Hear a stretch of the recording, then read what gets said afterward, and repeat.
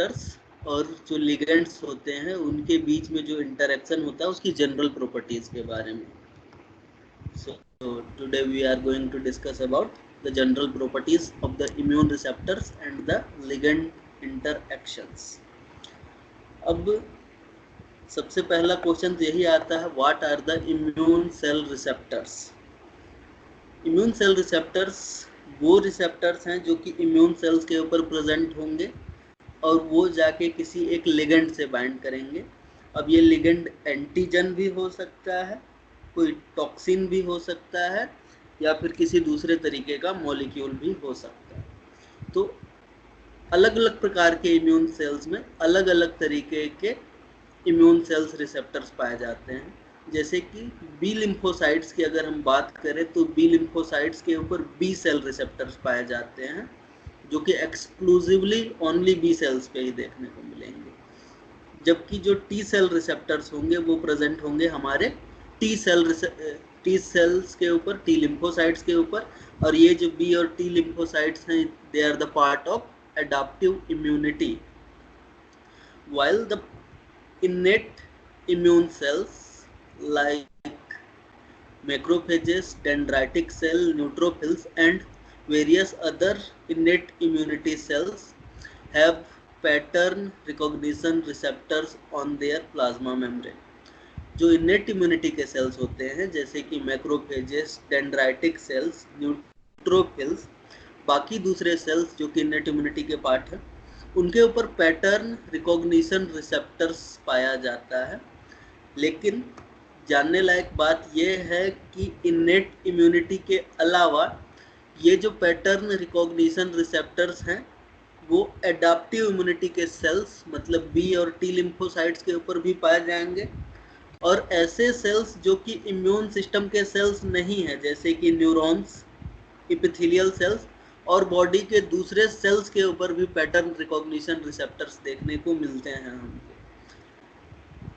ठीक, उसके बाद अगर हम देखें नेक्स्ट, तो बॉडी के ये सेल्स जिनके बारे में हम डिस्कस किए जैसे कि macrophages, dendritic cells, neutrophils, B cells, T cells, बाकी दूसरे सेल्स क्या करते हैं, अपने प्लाज्मा मेम्ब्रेन के ऊपर साइटोकाइंस, कीमोकाइंस के लिए रिसेप्टर्स को एक्सप्रेस करा रहे होते हैं ताकि ये क्या कर सके, जब एंटीजन का इनकाउंटर हो बॉडी में, अगर बॉडी के अंदर कोई एक एंटीजन आ जाए तो ये सेल एक दूसरे से कम्युनिकेट कर सके. इसके लिए ये लोग अपने प्लाज्मा मेम्ब्रेन के ऊपर साइटोकाइंस के रिसेप्टर्स एक्सप्रेस करवाते हैं.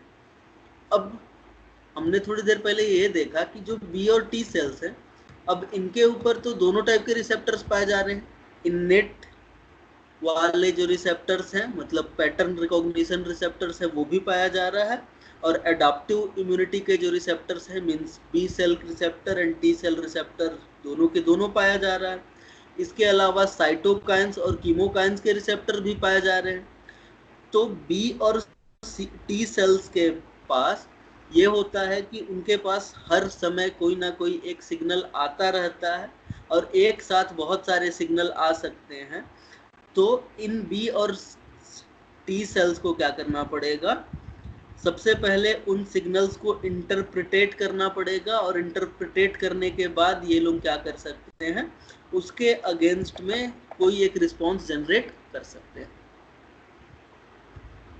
अब बहुत सारे सिग्नल्स जब आ रहे हैं तो इन सिग्नल्स का क्या होगा, रिसेप्टर होगा और रिसेप्टर जो है वो उस सिग्नल यानी कि लिगेंड के साथ बाइंड करेगा. और बाइंड करने के बाद सेलुलर लेवल पर बहुत सारी चीज़ें होंगी, बहुत सारे सिग्नलिंग चलेंगी, बहुत सारे मॉलिक्यूल्स बनेंगे, सेकेंडरी मैसेंजर्स बनेंगे और अल्टीमेटली कोई ना कोई एक बायोलॉजिकल आउटकम आएगा इस एंटीजन के अगेंस्ट में. अब अगर हम ये देखें कि जो इम्यून सेल के रिसेप्टर्स होते हैं और उसके जो लिगेंड्स होते हैं, इनके बीच में जो इंटरेक्शन होता है इट इज़ एक्सट्रीमली कॉम्प्लेक्स. फिर भी इस टाइप के इंटरेक्शन नेसेसरी हैं. क्यों नेसेसरी हैं, क्योंकि इम्यून सेल्स इंटरएक्ट करके बहुत सारे पैथोजेंस को और टॉक्सिन्स को क्या कर सकते हैं, बॉडी से रिमूव कर सकते हैं। पहला चीज जरूरी इसलिए है क्योंकि जब तक इम्यून सेल्स इन लिगेंड से इंटरेक्शन नहीं करेंगे, वो बॉडी में जो इन्फेक्शियस ऑर्गेनिजम्स हैं और टॉक्सिन्स हैं उनको रिमूव नहीं कर पाएंगे। और दूसरा बात ये है कि अब जो इम्यून सेल्स हैं वो बॉडी के अलग अलग जगह पे डिस्ट्रीब्यूटेड हैं। अलग अलग इम्यून सेल्स बॉडी में अलग अलग जगह पे प्रेजेंट है, तो इनके ऊपर जो रिसेप्टर्स होते हैं वो इनको लॉन्ग डिस्टेंस में कम्युनिकेशन करने में हेल्प करते हैं। फॉर एग्जांपल, अगर मान लो कि हाथ पे चोट लगा, जब हाथ पे चोट लगा है तो जो लिम्फोसाइट्स बॉडी के दूसरे पार्ट में होंगे उनको भी सिग्नल चला जाएगा in the form of cytokines, और जैसे ही साइटोकाइन सिग्नल उसको मिलेगा वैसे ही क्या हो जाएगा, यहाँ पे वो सेल्स इस इन्फेक्शन साइट की तरफ माइग्रेट होना स्टार्ट करेंगे और माइग्रेट होके इस इन्फेक्शन के साइट पर पहुंचेंगे और अपना इम्यून रिस्पॉन्स दिखा सकेंगे। तो इन दो रीजन से इम्यून सेल्स के रिसेप्टर और लिगेंड के बीच में इंटरेक्शन होना जरूरी है। अब हर बार जब कोई एक इम्यून स्टिमुलेशन आएगा, मतलब हर बार अगर जब भी कोई एक पैथोजन बॉडी के अंदर आएगा, कोई एक एंटीजन बॉडी के अंदर आएगा, तो इम्यून स्टिमुलेशन होगा और ये इम्यून सिस्टम के जो सेल्स हैं उनको एक सिग्नल मिलेगा, और ये सिग्नल मेम्ब्रेन के ऊपर प्रेजेंट रिसेप्टर के द्वारा या फिर ऐसे रिसेप्टर्स जो कि सेल के अंदर होते हैं उनके द्वारा एक्सेप्ट किया जाएगा, और एक्सेप्ट करने के बाद इस सिग्नल का ट्रांसडक्शन होगा, और एक बार सिग्नल का ट्रांसडक्शन होगा तो कोई ना कोई एक सेलुलर रिस्पॉन्स जनरेट किया जा सकता है। तो अब हम एक एक करके ये समझते हैं कि कैरेक्टरिस्टिक्स क्या क्या है, प्रॉपर्टीज क्या क्या है, जनरल प्रॉपर्टीज जो कि इम्यून रिसेप्टर और लिगेंड इंटरेक्शंस के बीच में देखने को मिलेगा हमको। तो सबसे पहला चीज तो हम ये देख रहे हैं कि जो रिसेप्टर और लिगेंड की बाइंडिंग होती है वो बहुत सारे मल्टीपल नॉन कोवेलेंट बॉन्ड की वजह से होती है।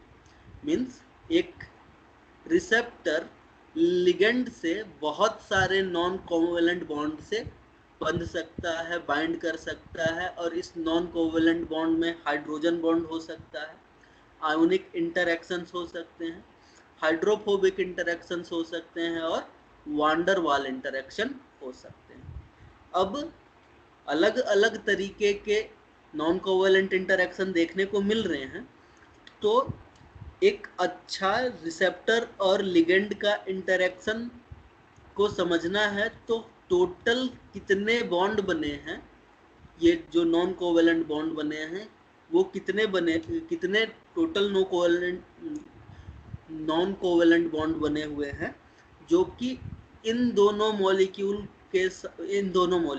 दोनों मीन्स रिसेप्टर और लिगेंड के बीच में इंटरेक्शन कराने के लिए सफिशिएंट बाइंडिंग एनर्जी प्रोवाइड कर पा रहे हैं कि नहीं, और सफिशिएंट टाइम तक वो इंटरेक्शन करवाने में सक्षम है कि नहीं।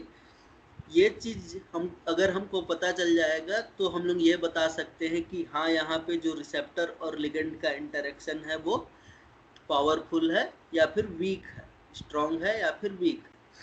अब समझने लायक बात यह है कि ये जो नॉन कोवेलेंट इंटरैक्शंस होते हैं ये इंडिविजुअली वीक होते हैं। मींस एक हाइड्रोजन बॉन्ड ऐसा नहीं है कि लिगेंड और रिसेप्टर के बीच में इंटरैक्शन करवा पाएगा।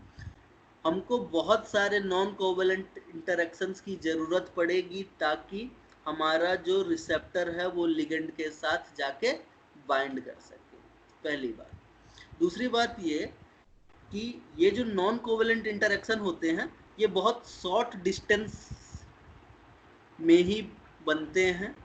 फॉर एग्जांपल 1 एंगस्ट्रॉम के डिस्टेंस तक ही बनते हैं।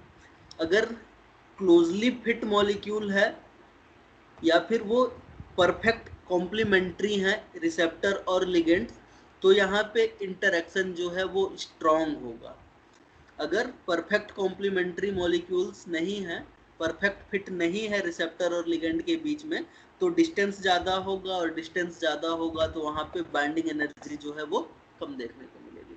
अब देखो यहाँ पे हम ये देख रहे हैं कि ये जो लिगेंड है वो रिसेप्टर के साथ अलग अलग तरीके के नॉन कोवेलेंट इंटरेक्शन से जुड़ सकता है, जिसमें हम पहला देख रहे हैं हाइड्रोजन बॉन्डिंग।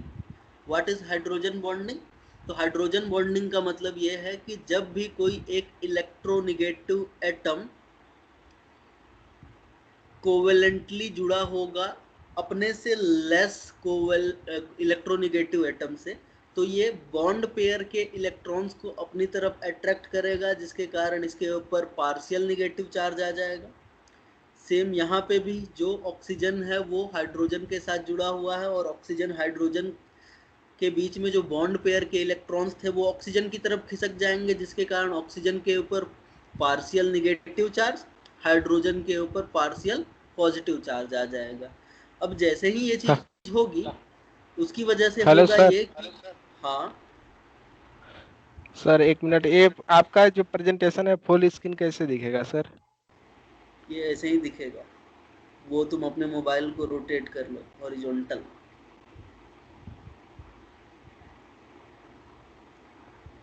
ठीक है, तो ये जो हाइड्रोजन बॉन्ड होता है वो तब बनता है जब दो इलेक्ट्रोनेगेटिव एटम्स के बीच में एक हाइड्रोजन का एटम आ जाए, तब एक अट्रैक्शन का फोर्स लगता है, और यही अट्रैक्शन का फोर्स हाइड्रोजन बॉन्डिंग कहलाता है।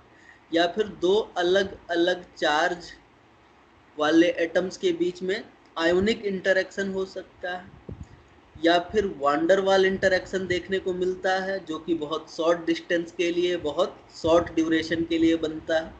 इसके अलावा हाइड्रोफोबिक इंटरेक्शंस भी देखने को मिल सकते हैं हमको, और जितने ज़्यादा अमाउंट में ये इंटरेक्शन होंगे रिसेप्टर और लिगेंड उतनी ज़्यादा मजबूती के साथ एक दूसरे के साथ बाइंड करके रखेंगे। दूसरी बात, जब रिसेप्टर और लिगेंड दोनों एक हेलो कुछ स्टूडेंट ज्वाइन करना चाहते हैं, उन लोग का हो नहीं पा रहा है, कैसे? उनको लिंक शेयर करना पड़ेगा। ये लिंक शेयर कर दो तो कोई भी एक जन मैसेज में लिंक। लेकिन ओके, अच्छा ठीक है, इस क्लास के बाद देखेंगे उनको।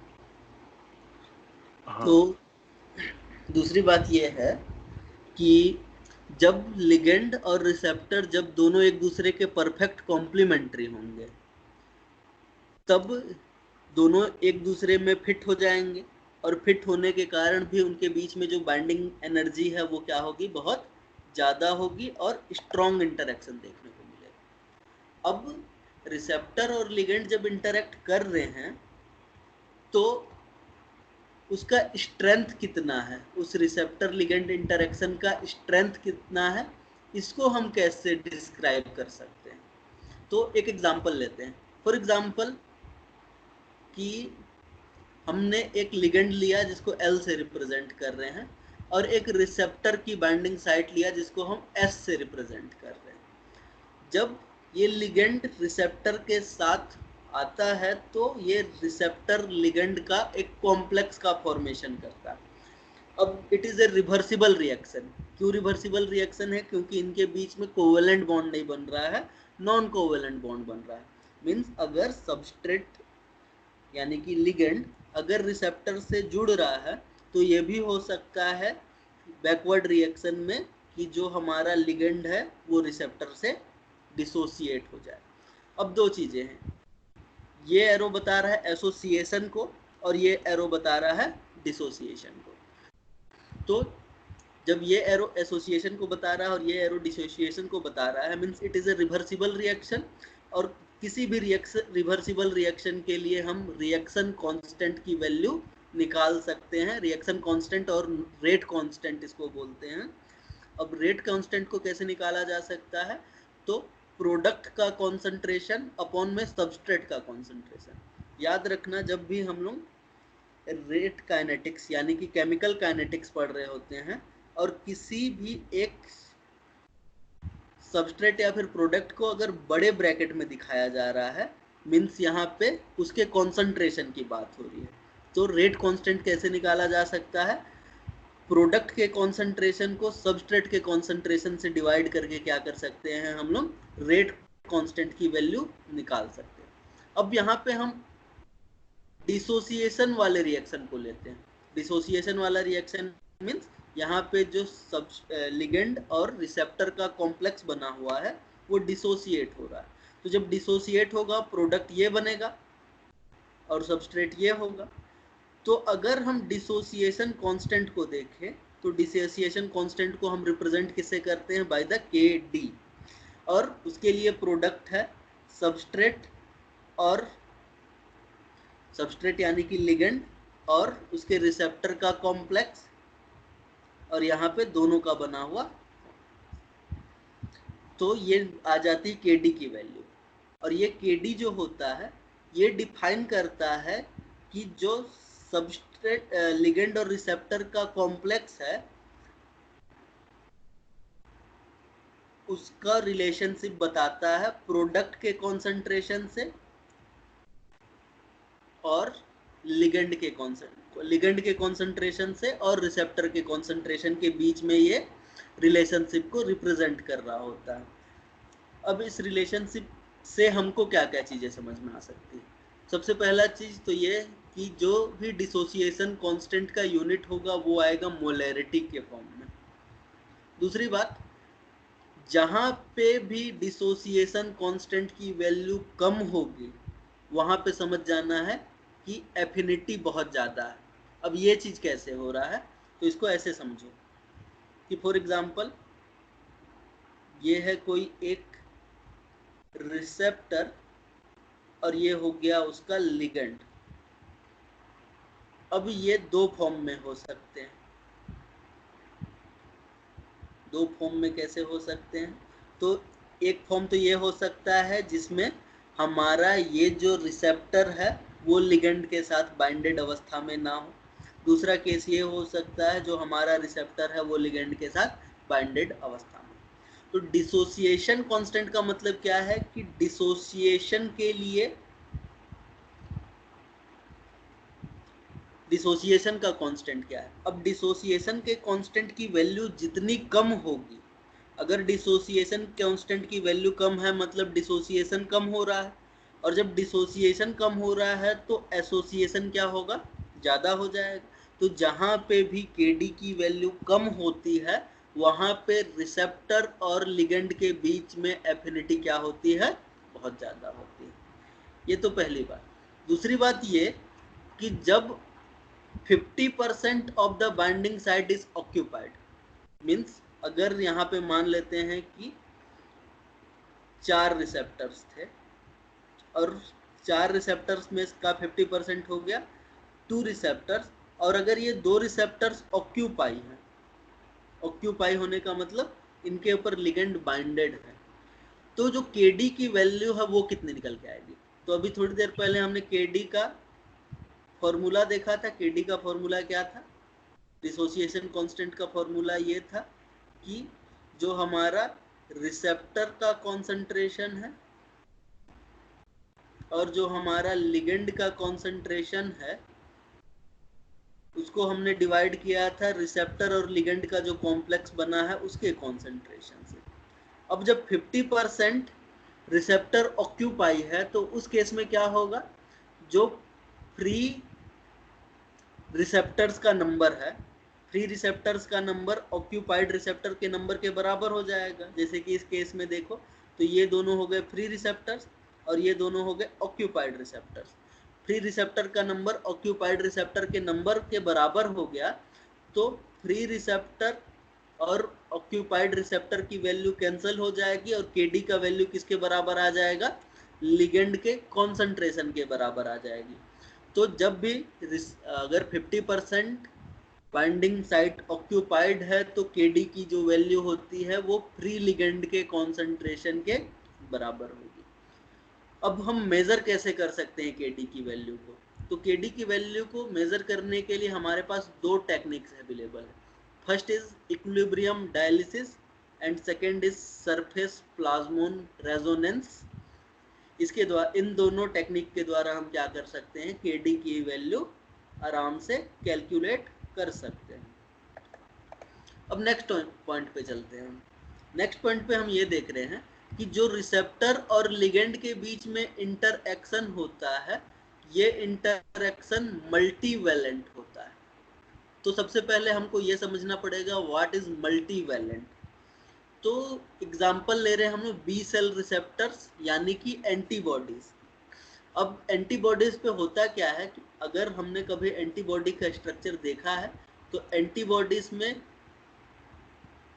2 हैवी चेन्स होते हैं और 2 लाइट चेन्स होते हैं।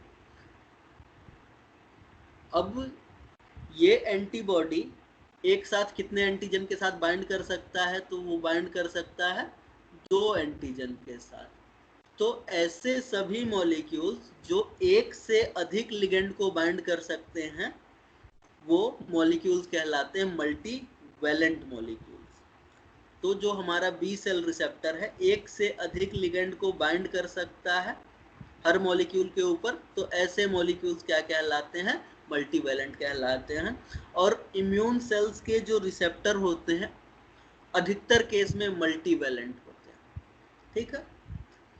जैसे कि हमने अभी बात किया कि जो बी सेल का रिसेप्टर है वो कैसा होगा, बाईवैलेंट। बाईवैलेंट मीन्स एक साथ वो 2 एंटीजन के साथ बाइंड कर सकता है। सर IgM के केस में, IgM के केस में अगर हम बात करें तो IgM के केस में हम ये देखेंगे कि उसमें एंटीबॉडीज के 5 सब यूनिट है। अब एंटीबॉडी के 5 सब यूनिट हैं तो उस केस में वहां पे 10 एंटीजन बाइंड कर सकते हैं।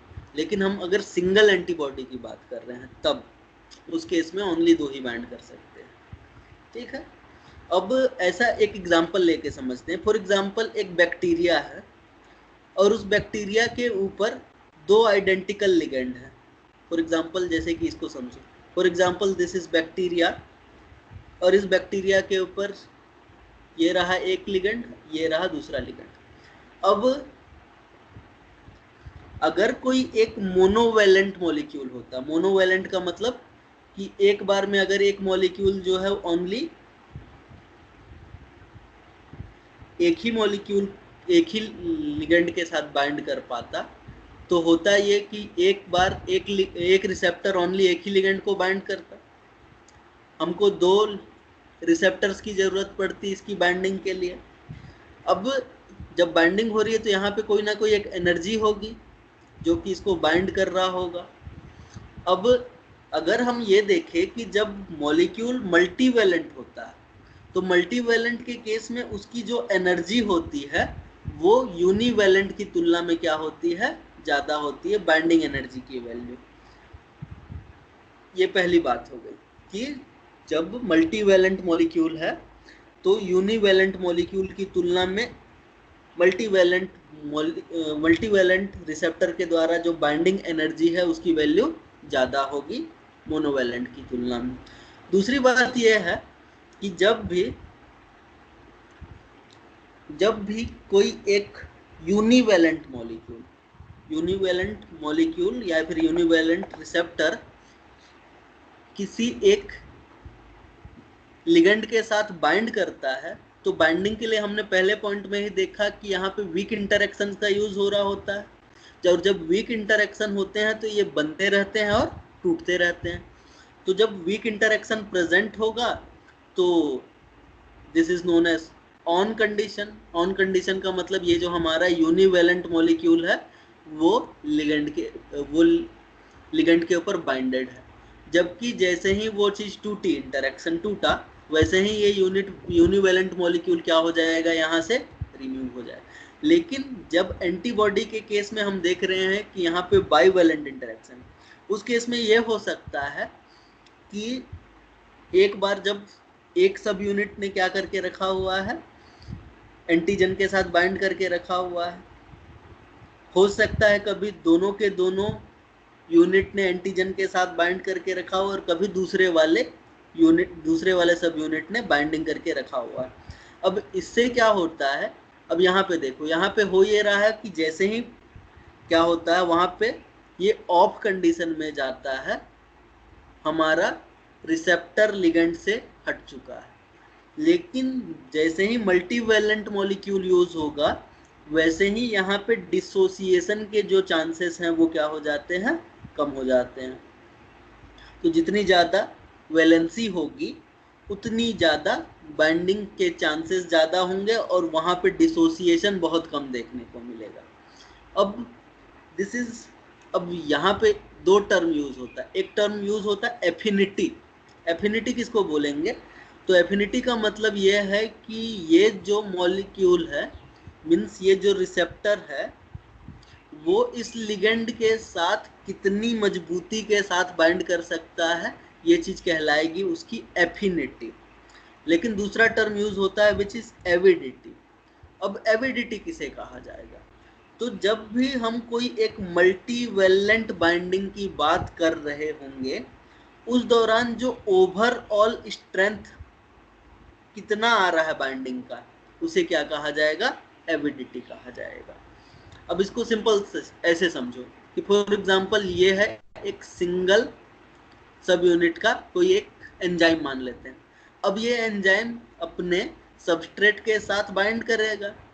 बाइंडिंग कितनी अच्छी होगी कितनी खराब होगी वो चीज डिपेंड करेगी किसके ऊपर? एफिनिटी के ऊपर। जितनी ज्यादा एफिनिटी होगा वो उसके साथ उतने अच्छे से बाइंड कर सकता है।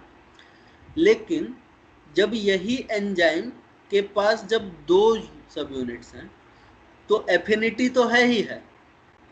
अब यहाँ पे जितनी एफिनिटी है ये एफिनिटी इसकी भी होगी इसकी भी होगी।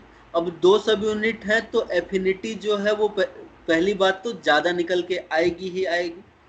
और जब मल्टीवैलेंट बाइंडिंग हो रही है तो ओवरऑल स्ट्रेंथ जो है वही overall strength of the binding is known as avidity, जो कि सिंगल यूनिवैलेंट इंटरएक्शन की तुलना में ज़्यादा होगा।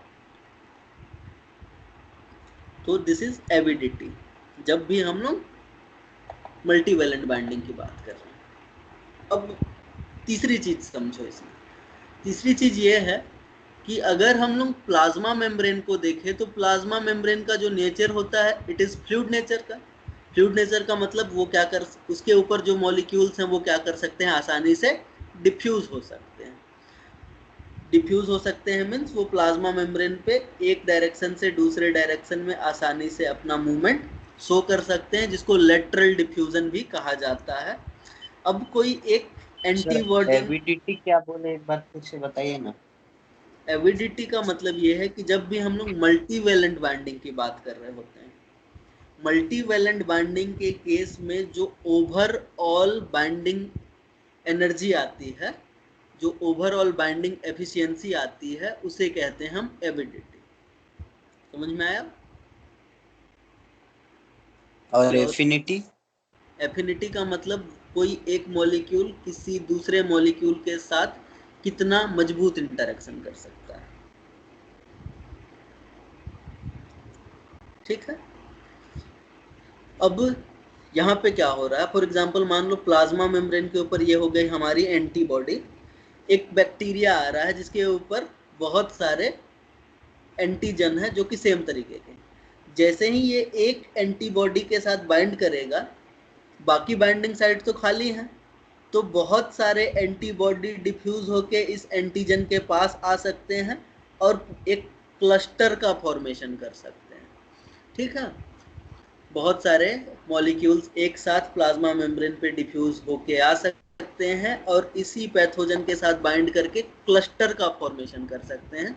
और जैसे जैसे हम आगे इम्यूनोलॉजी को और पढ़ेंगे तो हमको ये समझ में आएगा कि इन क्लस्टर का फॉर्मेशन होना बहुत इम्पोर्टेंट है, क्योंकि जैसे ही क्लस्टर्स का फॉर्मेशन होता है वहाँ अंदर की तरफ साइटोप्लाज्मिक साइट के ऊपर बहुत सारे एक्टिवेटरी मॉलिक्यूल आके जुड़ सकते हैं, जो कि बाहर के सिग्नल के अगेंस्ट में साइटोसोल के अंदर सिग्नलिंग को स्टार्ट करा सकते हैं।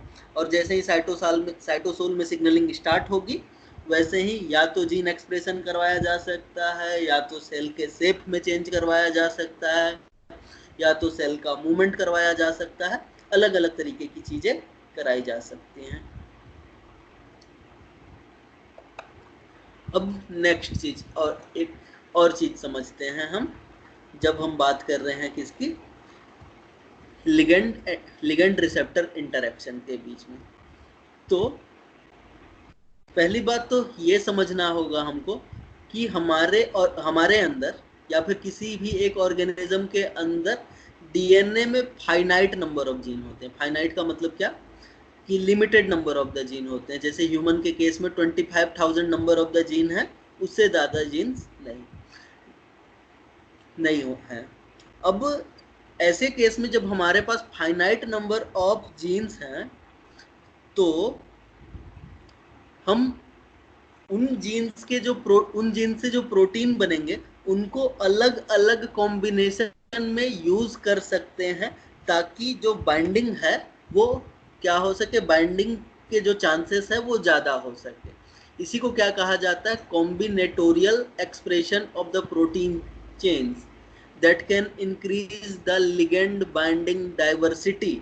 अब इसको ऐसे समझ सकते हैं, एक एग्जाम्पल लेते हैं। एग्जाम्पल में हम ले रहे हैं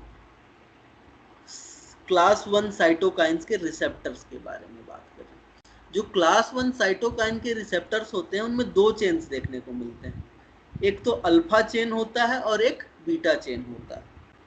अब इंटरल्यूकिन 3, इंटरल्यूकिन 5 और granulocyte macrophages colony stimulating factors के लिए क्या है, जब हम इन लिगेंड्स के स्ट्रक्चर को देखते हैं तो हमको क्या पता चलता है, उसको डायग्राम से समझो। हमको देखने पे ये पता चलता है कि चाहे वो इंटरल्यूकिन 3 हो, इंटरल्यूकिन 5 हो, चाहे granulocyte macrophage colony stimulating factor हो, उसके लिए अल्फा चेन तो जो होते हैं वो अलग अलग होते हैं, लेकिन जो बीटा चेन्स होते हैं वो क्या होते हैं, सेम होते हैं। अब जब ओनली सिंगल अल्फा चेन को यूज किया जा रहा है तो उस केस में जो एफिनिटी है इंटरल्यूकिन्स के लिए वो क्या होती है, कम होती है। लेकिन जैसे ही अल्फा के साथ बीटा को कॉम्बिनेशन में यूज किया जाता है, वैसे ही रिसेप्टर की एफिनिटी क्या हो जाती है, इंक्रीज हो जाती है। अब यहाँ पे देखो बीटा तो सेम है तीनों के केस में, चाहे वो इंटरल्यूकिन 3 हो, 5 हो, चाहे GM-CSF हो, तीनों के केस में बीटा चेन सेम है, अल्फा चेन डिफरेंट है। तो कॉम्बिनेशन में यूज करेंगे तो क्या हो सकती है, पहली बात तो एफिनिटी इंक्रीज हो सकती है, और दूसरी बात यह है कि यहाँ पे डाइवर्सिटी भी इंक्रीज हो सकती है। इसका ही एग्जाम्पल हमको क्या देखने को, अब कॉम्बिनेशन में कोई चीज अगर है तो एफिनिटी भी ज़्यादा हो सकती है, और दूसरी बात क्या हो सकता है कि हम यहाँ पे ज़्यादा डाइवर्स चीज़ों को बाइंड कर सकते हैं। अब ये ओनली और ओनली इंटरल्यूकिन रिसेप्टर्स के लिए ही सही नहीं है, बी और टी सेल के रिसेप्टर्स के लिए भी ये बात क्या होती है, सही बैठती है। अगर हम बी सेल रिसेप्टर्स की बात करें, मीन्स हम बात कर रहे हैं एंटीबॉडीज की। एंटीबॉडीज में दो चेन हो गए, एक हैवी चेन, लाइट चेन। अब यहाँ पे देखो तो ये हैवी चेन लाइट चेन के साथ मिलके क्या बना रहा है, एक कॉम्प्लेक्स बना रहा है, और यहाँ पे दोनों हैवी चेन भी पार्टिसिपेट करता है एंटीजन के साथ बाइंडिंग करने में, और लाइट चेन भी पार्टिसिपेट करता है। मीन्स हैवी चेन और लाइट चेन दोनों के दोनों कॉम्बिनेशन में यूज होते हैं, और कॉम्बिनेशन में यूज होने के बाद क्या हो सकता है, जो बाइंडिंग के चांसेस हैं वो ज़्यादा हो सकते हैं, और ज़्यादा डाइवर्स टाइप के एंटीजन को इनके ऊपर बाइंड करवाया जा सकता है। सेम केस देखने को मिलता है हमको टी सेल रिसेप्टर्स के केस में। टी सेल्स के रिसेप्टर्स भी जो होते हैं वो दो पॉलीपेप्टाइड से मिलके बने हुए होते हैं, एक होता है अल्फा, एक होता है बीटा। अब ये अल्फा और बीटा चेन्स जो हैं वो कॉम्बिनेशन में यूज होते हैं, और कॉम्बिनेशन में यूज होके अलग अलग तरीके के मॉलिक्यूल्स के साथ बाइंड कर सकते हैं। ठीक है, अब आगे एक और चीज समझते हैं। ये चीज है कि जो हमारे एडाप्टिव इम्यूनिटी के रिसेप्टर्स के जीन होते हैं, एडाप्टिव इम्यूनिटी के रिसेप्टर्स के जीन हर एक लिम्फोसाइट में अलग अलग तरीके से रीअरेंज होते हैं। इसको हमको डिटेल में भी पढ़ना है, जिसको हम VDJ रिकॉम्बिनेशन के नाम से पढ़ेंगे। तो यहाँ पे बी सेल्स और टी सेल के जो रिसेप्टर के जीन होते हैं, वो टी सेल के रिसेप्टर के जीन्स हर बार जब एंटीबॉडी बनाना हो या फिर टी सेल रिसेप्टर्स का फॉर्मेशन करना हो, तो यहाँ पे क्या किया जाता है, जो जर्म लाइन DNA होता है उसके ऊपर ये जो एंटीबॉडी या फिर टी सेल रिसेप्टर के जीन होते हैं वो शॉर्ट फ्रेगमेंट्स के फॉर्म में पाए जाते हैं। इन शॉर्ट फ्रेगमेंट्स को एक साथ जोड़ के एक DNA बनाया जाता है और फिर उसका ट्रांसक्रिप्शन कराया जाता है। इस चीज को समझने के लिए इस डायग्राम को देखो। इस डायग्राम में क्या देखने को मिल रहा है कि ये है लाइट चेन, एंटीबॉडी की जो लाइट चेन होती है उसकी gene. This is the germ line DNA, और इस जर्म लाइन DNA में देखो तो जो लाइट चेन का जीन होता है उसमें जो वेरिएबल रीजन होता है उसके लिए अलग DNA सेगमेंट होता है, जो जंक्शन रीजन होता है उसके लिए अलग सेगमेंट होता है, और जो कांस्टेंट रीजन होता है उसके लिए अलग सेगमेंट होता है। जब हमको एंटीबॉडी की लाइट चेन बनानी है उस केस में अब ओनली एक ही वेरिएबल रीजन नहीं होगा, बहुत सारे वेरिएबल रीजन हो सकते हैं। उन बहुत सारे वेरिएबल रीजन में एक वेरिएबल रीजन को कि बहुत सारे जंक्शन में से एक जंक्शन के साथ जोड़ा जाएगा, जिसको हम VJ रिकॉम्बिनेशन बोलेंगे। एक बार VJ रीअरेंजमेंट हो गया तो ये VJ जाके C के साथ जुड़ जाएंगे और लाइट चेन का एक्सप्रेशन हो जाएगा। उसी तरह अगर हम हैवी चेन की बात करें तो यहाँ पे वेरिएबल तो होता ही है, जंक्शन भी होता है, कांस्टेंट भी होता है, उसके अलावा एक एक्स्ट्रा सेगमेंट होता है जिसे कहा जाता है डाइवर्सिटी सेगमेंट। तो जब हैवी चेन का फॉर्मेशन करना है तो बहुत सारे वेरिएबल सेगमेंट में से किसी एक वेरिएबल सेगमेंट को लिया जाएगा, उसको डाइवर्सिटी के साथ जोड़ा जाएगा, और डाइवर्सिटी में जोड़ने के बाद उसे जंक्शन के साथ जोड़ा जाएगा। इसे कहा जाएगा VDJ ज्वाइनिंग। एक बार जब VDJ ज्वाइनिंग हो गई तो इसे जोड़ा जाएगा कांस्टेंट रीजन के साथ। अब DNA का रीअरेंजमेंट कंप्लीट हो गया तो इससे बनेगा mRNA, और mRNA का ट्रांसलेशन होके बनेगा हमारा हैवी चेन का प्रोटीन।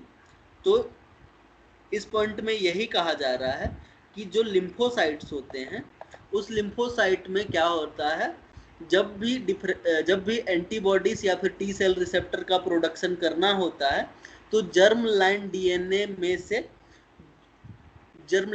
में जो हैवी चेन या लाइट चेन के स्मॉल फ्रेगमेंट्स है उनको एक साथ जोड़ा जाएगा।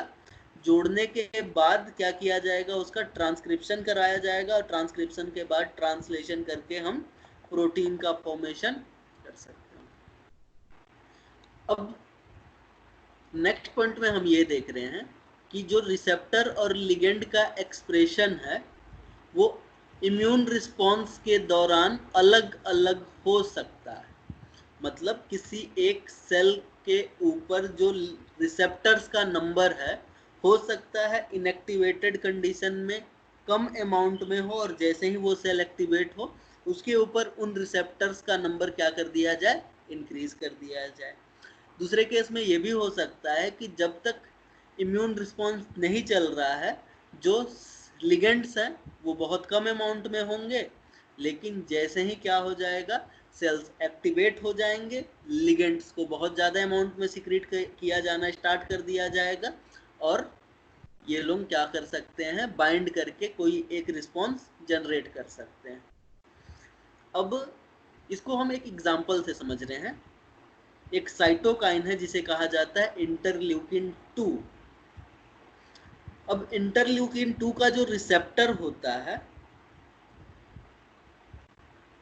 जब तक लिम्फोसाइट्स रेस्टिंग स्टेज में, मतलब अभी तक एंटीजेनिक चैलेंज नहीं आया था ये लोग एक्टिवेट नहीं हुए थे, तब तक ये लोग क्या कर रहे होते हैं, हेट्रोडाइमेरिक। हेट्रोडाइमेरिक का मतलब दो चेन से मिला हुआ इंटरल्यूकिन 2 का रिसेप्टर बनाते हैं, और ये दो चेन कौन कौन से हैं, बीटा और गामा चेन।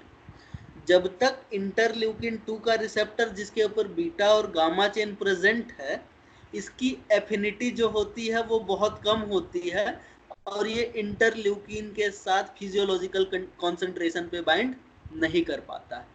लेकिन जैसे ही कोई एक एंटीजेनिक चैलेंज आ जाता है, उस केस में ये कराया जाता है कि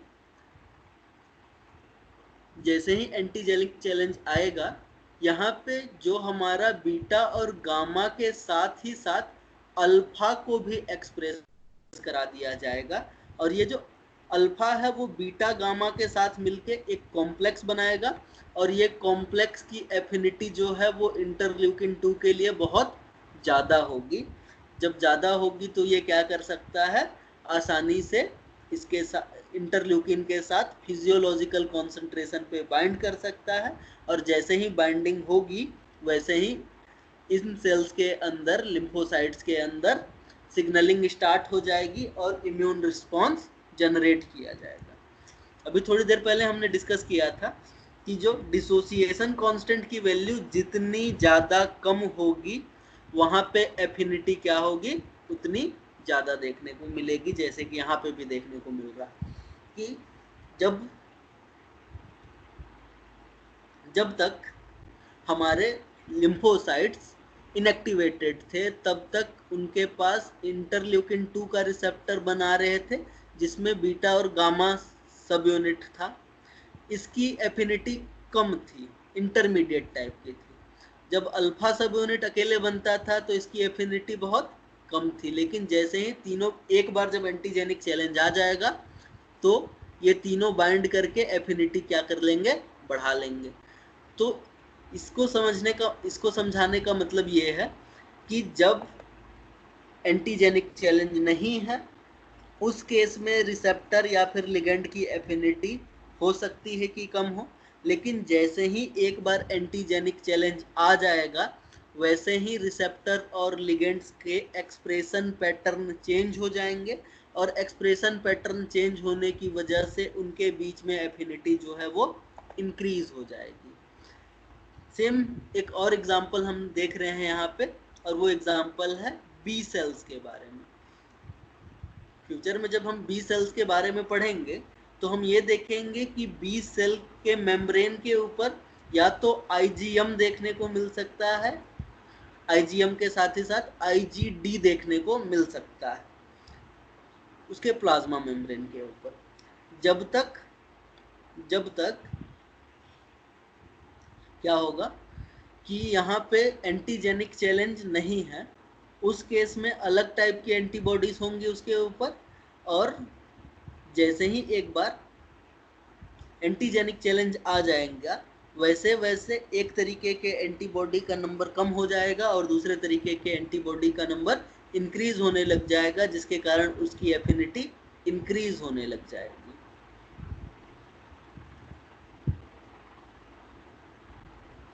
देखो जैसे कि यहाँ पे देखने को मिल रहा है, जैसे ही बी सेल एक्टिवेट होंगे वैसे ही आईजीडी मतलब इम्यूनोग्लोबुलिन डी का कॉन्सेंट्रेशन धीरे धीरे प्लाज्मा मेम्ब्रेन के ऊपर कम होने लगेगा, जबकि आईजीएम के कॉन्सेंट्रेशन में किसी भी तरीके का चेंज नहीं देखने को मिलेगा, और एक्सप्रेशन पैटर्न चेंज हुआ, आईजीडी का अमाउंट कम होने लगा, आईजीएम उतना ही रहा। अब ये आईजीएम वाला जो भी क्या है हमारा बी सेल है, वो जाके एंटीजन के साथ इंटरेक्शन कर सकता है, और उसके बाद बाकी टी सेल्स को वो एक्टिवेट करवा सकता है, और बाकी दूसरे तरीके के सेल्स को भी एक्टिवेट करा सकता है। दूसरी, अब नेक्स्ट पॉइंट देखें अगर हम लोग रिसेप्टर लिगेंड के इंटरेक्शंस के बीच में, तो जो लोकल कॉन्सेंट्रेशन होता है लिगेंड्स का, वो जब सेल सेल इंटरेक्शन हो रहा होता है उस केस में बहुत ज़्यादा होता है, और जब सेल सेल इंटरेक्शन नहीं हो रहा होता है उस केस में कम कंसंट्रेशन देखने को मिल सकता है। अब इसको हम लोग एक एग्जांपल से समझ रहे हैं और वो एग्जांपल ये है कि जो टी हेल्पर सेल्स है वो एंटीजन प्रेजेंटिंग डेंड्राइटिक सेल्स के साथ क्या कर सकता है, कॉम्प्लेक्स का फॉर्मेशन कर सकता है, और ये कॉम्प्लेक्स 12 से ज्यादा घंटे के लिए बन सकता है। अब जब टी सेल्स डेंड्राइटिक सेल के साथ नहीं जुड़ा हुआ है तो दोनों के बीच में क्या होगा, डिस्टेंस ज्यादा होगा, और जब डिस्टेंस ज्यादा होगा तो लिगेंड का जो अमाउंट है वो डिफ्यूजन की वजह से क्या हो जाएगा, कम हो जाएगा। लेकिन जैसे ही टी हेल्पर सेल्स और डेंड्राइटिक सेल्स के बीच में इंटरेक्शन होता है तो बहुत ज्यादा अमाउंट में यहाँ पे साइटोकाइंस का क्या होता है, एक्सचेंज होता है। साथ ही साथ जैसे ही टी सेल्स डेंड्राइटिक सेल के ऊपर बाइंड होते हैं वैसे ही डेंड्राइटिक सेल्स के जो माइक्रोट्यूब्यूल ऑर्गेनाइजर रीजन है उसमें क्या देखने को मिलता है, रीडिस्ट्रीब्यूशन देखने को मिलता है।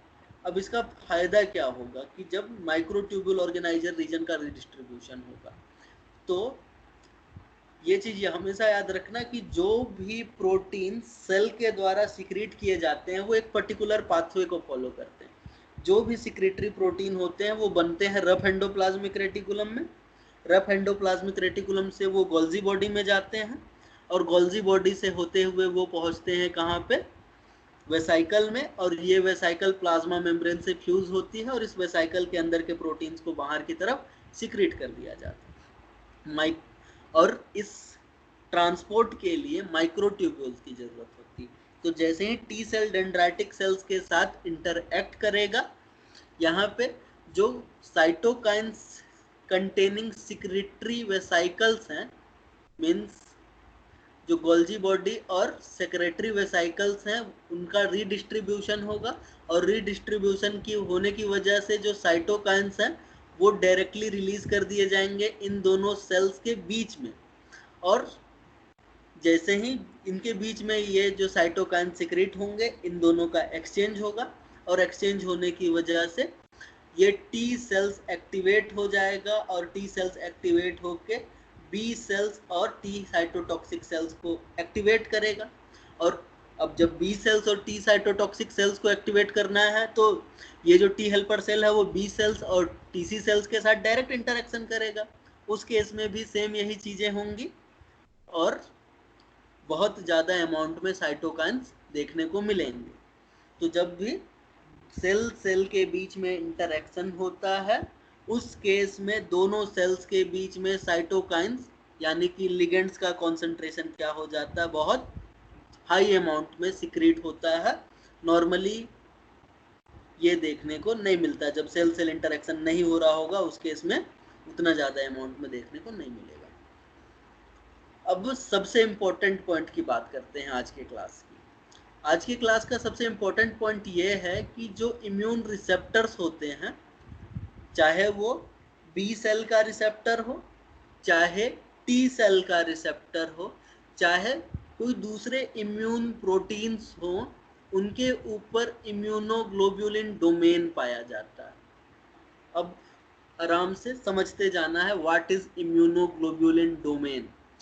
इम्यूनोग्लोब्युलिन डोमेन का मतलब ये है कि अगर इम्यूनोग्लोब्युलिन डोमेन को देखो तो ये बना हुआ होता है बहुत सारे बीटा स्ट्रैंड्स का, बीटा सीड्स का,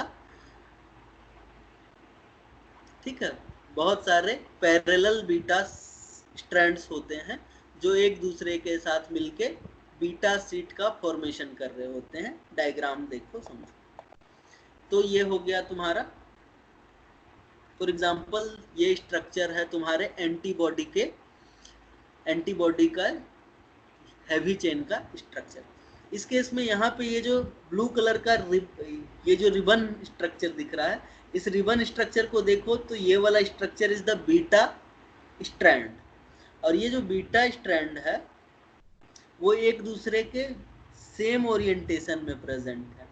बीटा स्ट्रैंड जो है वो एक दूसरे से सेम ओरिएंटेशन में प्रेजेंट है, इसीलिए इनको क्या कहा जा रहा है, पैरेलल बीटा सीड कहा जा रहा है। और जो इम्यूनोग्लोबुलिन डोमेन होता है उसमें बीटा सीड एक दूसरे के क्या होते हैं, पैरेलल होते हैं, पहली बात। दूसरी बात क्या है, यहाँ पे इस पैरेलल बीटा सीट में जो एमिनो एसिड का सीक्वेंस होता है, उस एमिनो एसिड के सीक्वेंस में हाइड्रोफोबिक और हाइड्रोफिलिक एमिनो एसिड्स अल्टरनेट पाए जाते हैं। अल्टरनेट का मतलब, फॉर एग्जांपल हम क्या कर रहे हैं, यहाँ पे एक बीटा सीट बना रहे हैं,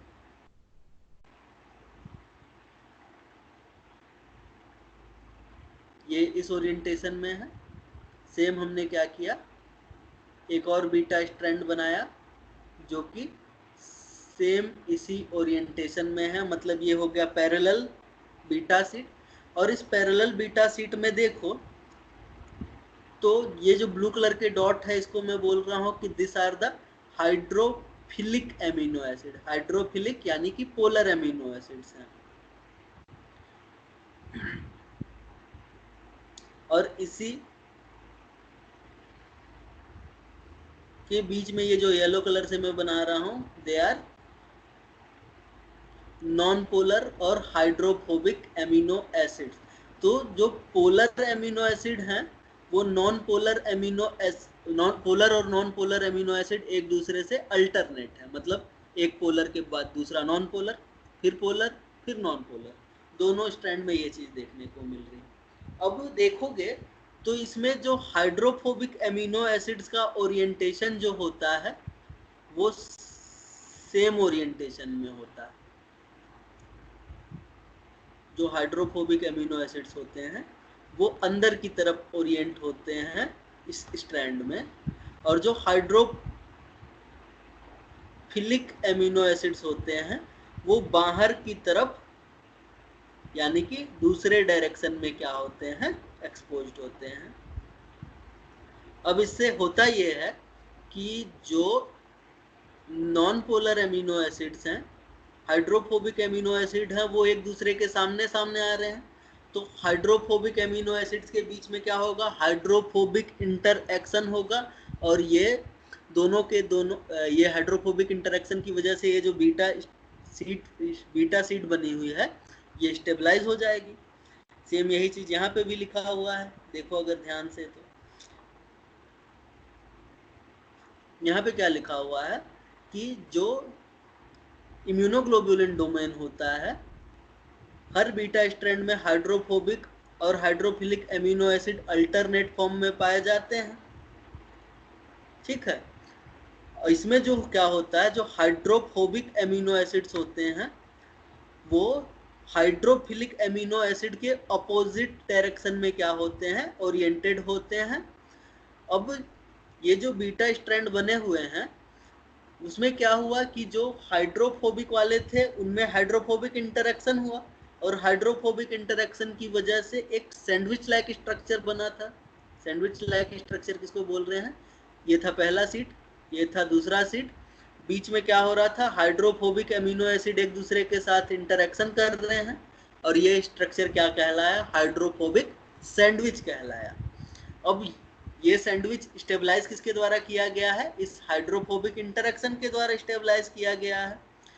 तो ये तो तुम्हारा है इम्यूनोग्लोबुलिन डोमेन का कैरेक्टरिस्टिक्स है। पहला कैरेक्टरिस्टिक ये रहेगा कि दो बीटा स्ट्रैंड्स होंगे जो पैरेलल होंगे, और इनके बीच में क्या होगा, hydrophobic amino acids hydrophobic interaction कर रहे होंगे, और हाइड्रोफोबिक सैंडविच लाइक स्ट्रक्चर का फॉर्मेशन हुआ होगा।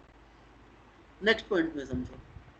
अब एक इम्यूनोग्लोबुलिन डोमेन में अप्रोक्सीमेटली 110 एमिनो एसिड्स हो सकते हैं, और हर एक बीटा सीट में 3 से 6 स्ट्रैंड्स देखने को मिल सकते हैं। और ये जो बीटा सीट्स होते हैं वो एक दूसरे से डाइसल्फाइड बॉन्ड के द्वारा स्टेबलाइज रहते हैं, और यहाँ पे जो डाइसल्फाइड बॉन्ड है वो इंट्राचेन है।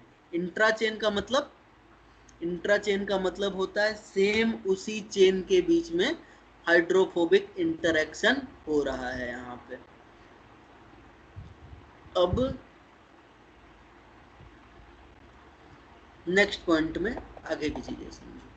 सेम अब वही चीज हो गया, देखो यहाँ पे दिस इज ये पूरा का पूरा क्या हो गया, पैरेलल बीटा सीट्स का बना हुआ एक स्ट्रेच है जिसे हम कह रहे हैं इम्यूनोग्लोबुलिन डोमेन। इस इम्यूनोग्लोबुलिन डोमेन में क्या होगा, इसी स्ट्रैंड के बीच में इंट्रा चेन डाइसल्फाइड बॉन्ड होंगे, और दूसरी बात यहाँ पे क्या होगा, इन दोनों के बीच में हाइड्रोफोबिक सैंडविच का फॉर्मेशन हुआ होगा। और एक चेन को, एक बीटा स्ट्रैंड को दूसरे बीटा स्ट्रैंड से जोड़ने का काम होगा कुछ लूप्स का। अब ये लूप्स क्या करते हैं उसके बारे में समझो। अब यहाँ पे अगर हम बीटा सीट्स की बात करें तो इसमें क्या देखने को मिलते हैं, हमको लूप्स देखने को मिलते हैं जो कि एक स्ट्रैंड को दूसरे स्ट्रैंड के साथ जोड़ के रखते हैं। और ये जो लूप्स होते हैं दे आर लूजली फोल्डेड, ये लोग टाइटली फोल्डेड नहीं होते। अब लूजली फोल्डिंग का फायदा क्या होता है, लूजली फोल्डिंग का फायदा ये होता है कि अगर एंटीबॉडी किसी एंटीजन के साथ इंटरएक्ट कर रहा है तो ये जो लूप है वो क्या कर सकता है, उसके बीच में आसानी से एकोमोडेट हो सकता है, आसानी से उसको आराम से बाइंड कर सकता है। मतलब बाइंडिंग के लिए हेल्प कौन कर रहा है, बाइंडिंग के लिए ये जो लूप वाले स्ट्रक्चर हैं वो हेल्प कर रहे हैं। और इसी लूप वाले स्ट्रक्चर को क्या कहा जाता है, कॉम्प्लीमेंटैरिटी डिटरमाइनिंग रीजन। तो एंटीबॉडी में भी देखोगे तो एंटीबॉडी में भी हर एक एमिनो एसिड एंटीजन के साथ इंटरैक्ट नहीं कर रहा होता है। एंटीजन के साथ जो इंटरेक्शन हो रहा होता है वो होता है कॉम्प्लीमेंटैरिटी डिटरमाइनिंग रीजन के द्वारा। और ये कॉम्प्लीमेंट्री डिटरमाइनिंग रीजन में क्या देखने को मिलते हैं, हमको जो लूप्स होते हैं वो देखने को मिलते हैं। और ये लूप्स आर लूजली फोल्डेड ताकि वो एंटीजन के साथ आसानी से बाइंड कर सके और बाइंड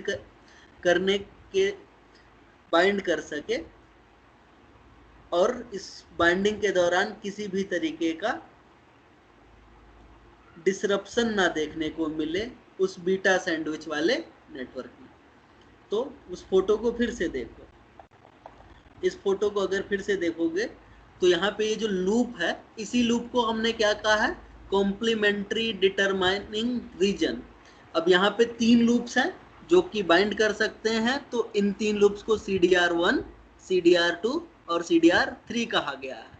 तो हमेशा याद रखना, एंटीबॉडी में हैवी चेन्स में 3 CDR होते हैं, लाइट चेन में 3 CDR होते हैं, कॉम्प्लीमेंटैरिटी डिटरमाइनिंग रीजन होते हैं, और यही CDR जो है वो एंटीजन के साथ बाइंडिंग में हेल्प कर रहे होते हैं।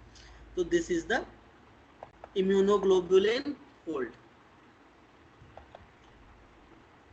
अब एक और टर्म यूज होता है which is immunoglobulin super family. अब इम्यूनोग्लोबुलिन सुपर फैमिली किन्हें कहा जाता है, तो इम्यूनोग्लोबुलिन सुपर फैमिली उन सभी प्रोटीन को डिनोट करने के लिए कहा जाता है जिनमें इम्यूनोग्लोबुलिन डोमेन देखने को मिलता है। उनको क्या कहा जाएगा, इम्यूनोग्लोबुलिन सुपर फैमिली के मॉलिक्यूल्स कहा जाता है।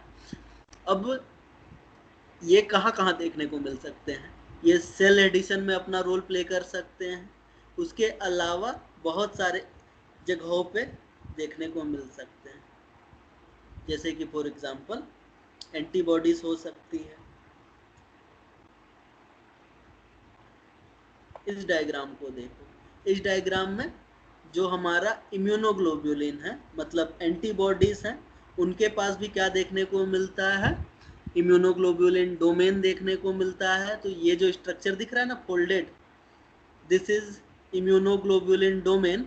और इम्यूनोग्लोबुलिन डोमेन को ध्यान से देखो तो इंट्रा चेन डाइसल्फाइड बॉन्ड के द्वारा स्टेबलाइज करके रखा गया है।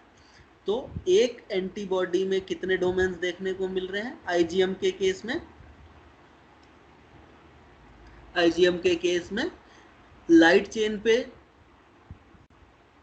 2 डोमेन्स, इस लाइट चेन पे 2 डोमेन, इस लाइट चेन पे, और 5 डोमेन्स दोनों हैवी चेन्स के ऊपर देखने को मिलते हैं।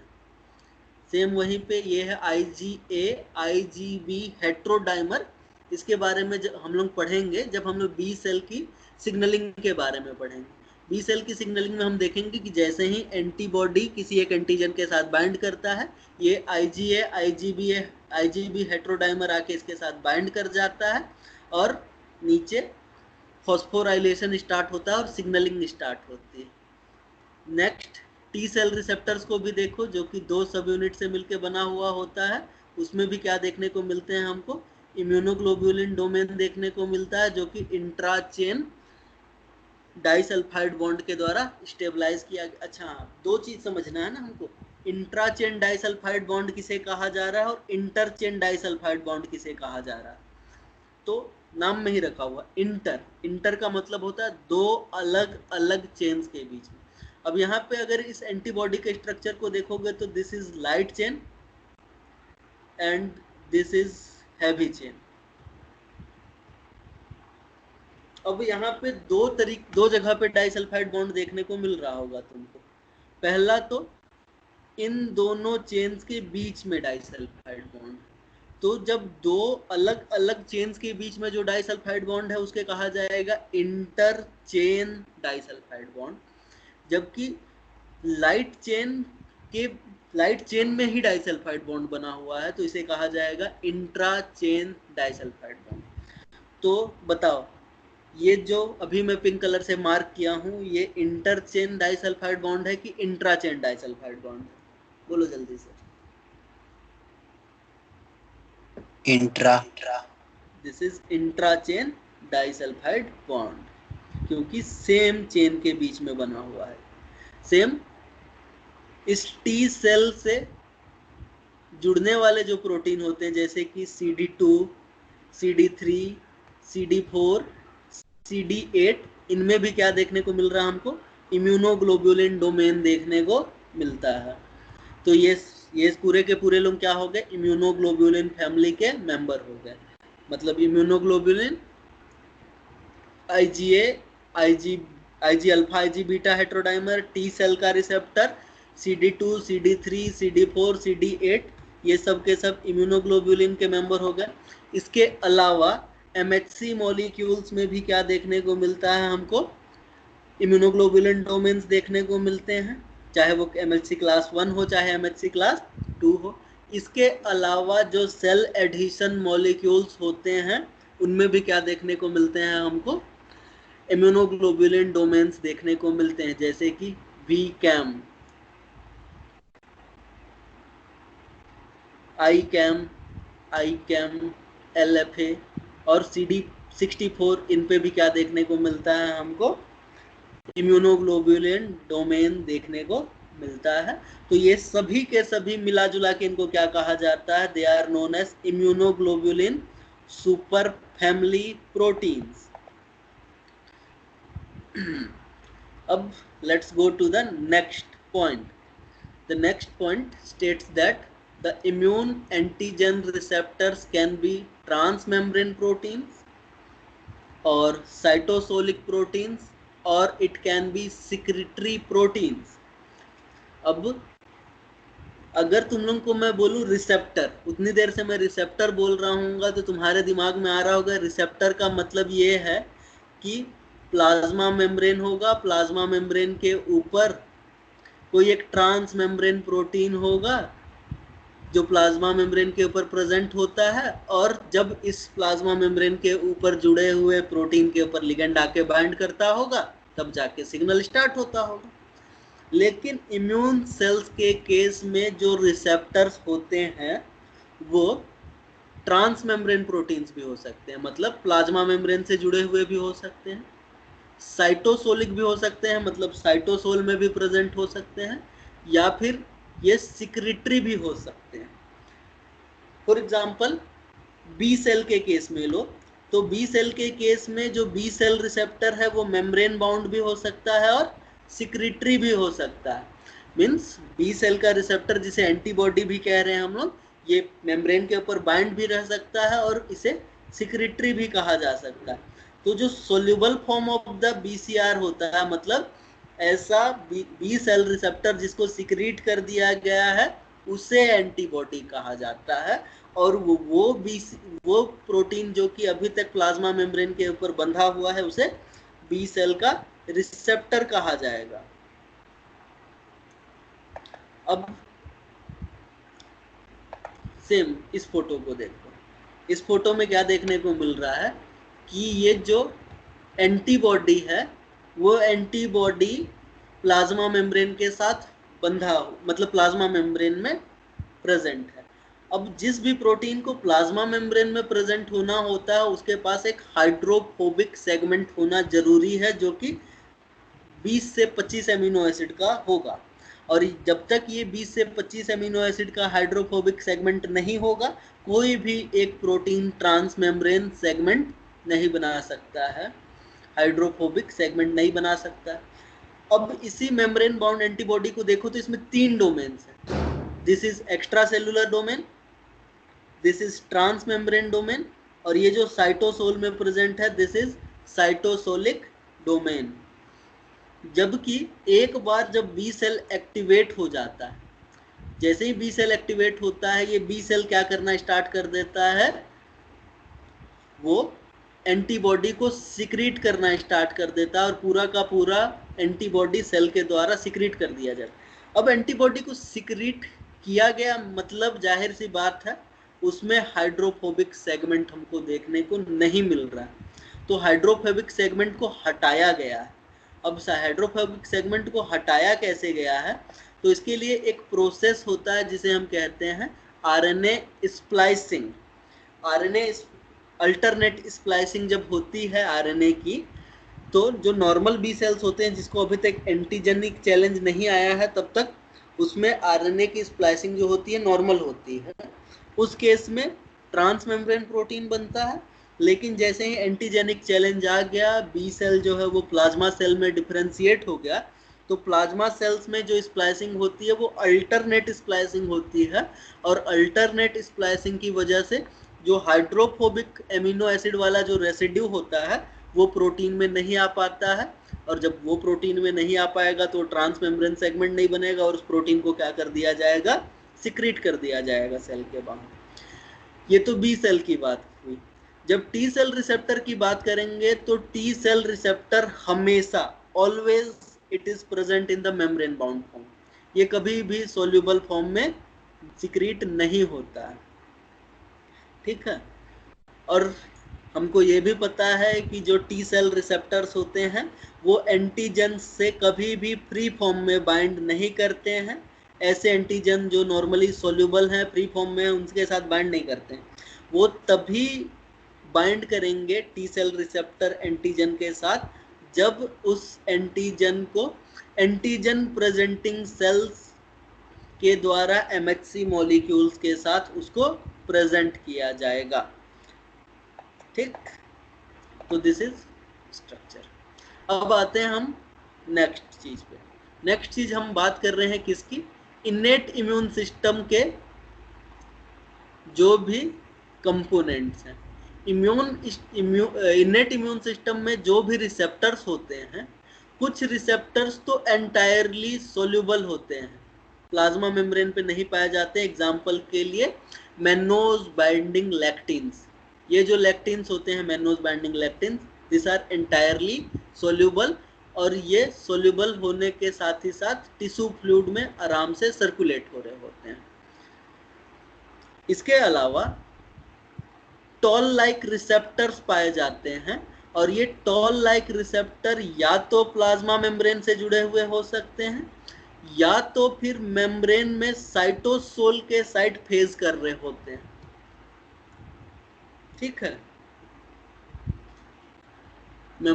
और किसके मेम्ब्रेन पे ये पाए जाते हैं, लाइसोसोम्स और एंडोसोम्स के मेम्ब्रेन के ऊपर। मींस टॉल लाइक रिसेप्टर या तो प्लाज्मा मेम्ब्रेन के ऊपर पाया जा सकता है या फिर एंडोसोम और लाइसोसोम का वो वाला साइट जो साइटोसोल की तरफ है उस तरफ टॉल लाइक रिसेप्टर देखने को मिल सकता है। इसके अलावा कुछ दूसरे रिसेप्टर्स जो है वो साइटोसोल के अंदर प्रेजेंट हो सकते हैं, वो किसी भी मेम्ब्रेन के ऊपर एसोसिएटेड नहीं होते हैं। और इस तरीके से जो हमारे टॉल लाइक रिसेप्टर्स हैं वो प्लाज्मा मेम्ब्रेन के ऊपर भी हो सकते हैं, एंडोसोम लाइसोसोम्स के ऊपर भी हो सकते हैं, या फिर साइटोसोल में भी हो सकते हैं, और अलग अलग जगह पे प्रेजेंट होके ये अपना अलग अलग फंक्शन प्ले कर सकते हैं। जैसे कि एग्जाम्पल के लिए जो प्लाज्मा मेम्ब्रेन के ऊपर जो टॉल लाइक रिसेप्टर होता है वो ग्राम नेगेटिव बैक्टीरिया के लिपोपॉलीसैकेराइड के साथ बाइंड कर सकता है। इसके अलावा जो एंडोसोम या फिर लाइसोसोम के ऊपर प्रेजेंट टॉल लाइक रिसेप्टर है वो ओनली और ओनली साइटोसोल में प्रेजेंट होते हैं, और जो बैक्टीरियल डीएनए और वायरल आरएनए के ऊपर जो सीपीजी आइलैंड होता है उनके साथ बाइंड कर सकते हैं। तो अलग अलग जगहों पे पाए जाने के बावजूद ये लोग अपना अलग अलग काम कर सकते हैं। और मेरे हिसाब से this is the last slide. Thank you. अब प्रेजेंटेशन को रोकते हैं, और अगर कोई क्वेश्चन है तो वो पूछ सकते हो तुम लोग। चलो, कोई क्वेश्चन है? एंटीबॉडी जो वेरिएंट होता है VJ एंड VDJ, आवाज नहीं आ रहा है, थोड़ा सा जोर से बोलो। रिकॉर्डिंग बंद कर दो, अब रिकॉर्डिंग की जरूरत नहीं है। हाँ, क्वेश्चन क्या था? Hello sir. हाँ सर, जो एंटीबॉडी का जो वेरिएंट बहुत सारे जो बनते हैं VJ VDJ, उसके बारे में डिटेल से भी और पढ़ना पड़ेगा। हाँ, डिटेल से भी और पूरा पढ़ेंगे। जो पूरा का पूरा VDJ रिकॉम्बिनेशन होता है उसको हमको डिटेल से पढ़ना ही है, जब हम एंटीबॉडी डाइवर्सिटी पढ़ेंगे तब। जी हाँ, और सर। कुछ? सर, जो टोल लाइक रिसेप्टर जो रहते हैं। हाँ हेलो सर। हाँ हाँ, बोलो, सुन रहा हूँ। जो टोल लाइक रिसेप्टर रहते हैं वो क्या इनेट इम्यून रिस्पॉन्स में ही काम करते हैं या फिर अडाप्टिव में भी काम करेंगे? They are the components of the innate immunity. वो इनेट इम्यूनिटी में है अपना रोल प्ले करते हैं। जी सर। हाँ।